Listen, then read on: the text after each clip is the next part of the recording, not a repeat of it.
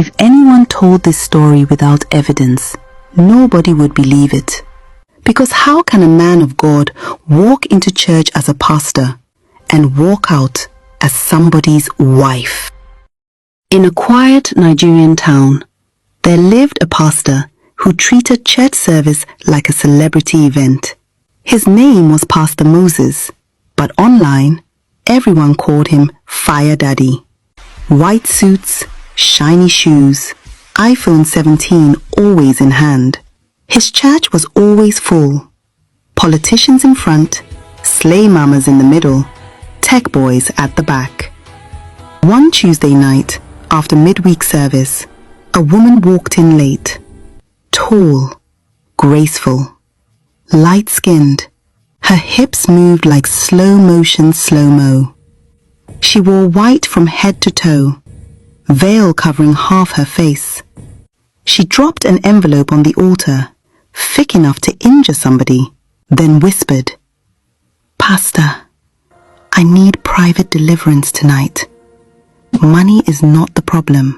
Pastor Moses looked at her shape, then at the envelope, then at the shape again. He cleared his throat.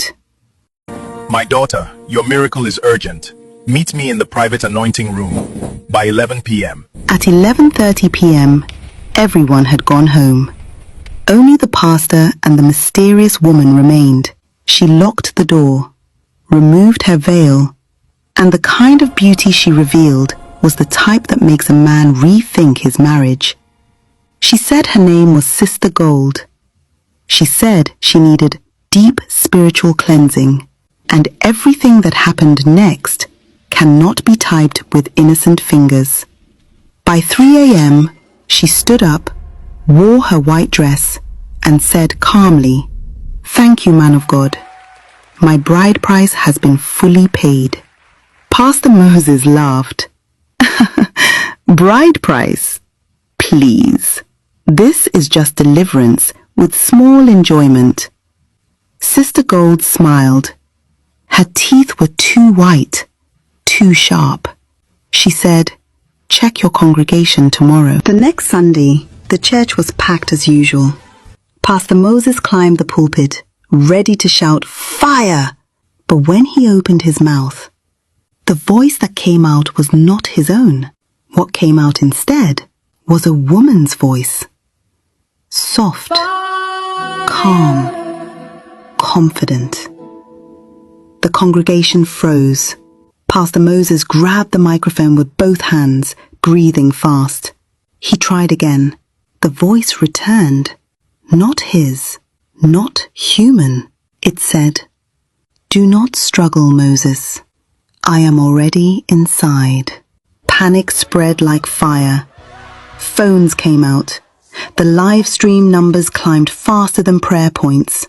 The pastor's wife stood up slowly, shaking. She whispered one word, "Jesus." Pastor Moses' mouth opened again, but it wasn't him speaking. The voice said, "Moses is my wife now. The bride price has been paid." Screams filled the church. The children cried. The tech boys at the back gave their lives to Christ immediately. One of the slay mama fainted, and the politicians ran for their lives. They dragged Pastor Moses out of the church that morning. Everywhere they took him, the same thing happened. A prayer house prayed. The voice laughed. A prophet shouted. The voice corrected him. A deliverance session started. The voice finished it. Finally, an old seer said the words nobody wanted to hear. "She is not attacking him. She is married to him." Silence followed. The seer continued. The night he accepted her offering, he accepted her covenant. The envelope was not money. It was a marriage document. Pastor Moses fell to his knees. His own voice returned for 3 seconds. He cried, "I thought it was just sin." The woman's voice answered immediately. "You called it deliverance. I called it consent. They said her name again. Sister Gold. The records were checked. She died years ago. No grave, no burial photo, no husband. Only unfinished business. By the next Sunday, Pastor Moses returned to church. Same building, same pulpit, but a different person. He wore makeup. His walk had changed. His voice switched mid-sentence. The congregation renamed him quietly, Mummy Pastor.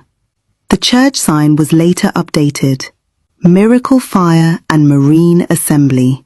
And to this day, the town repeats the same warning.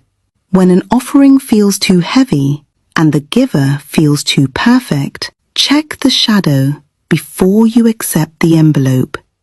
Because some marriages do not need rings. They only need consent. And they never end.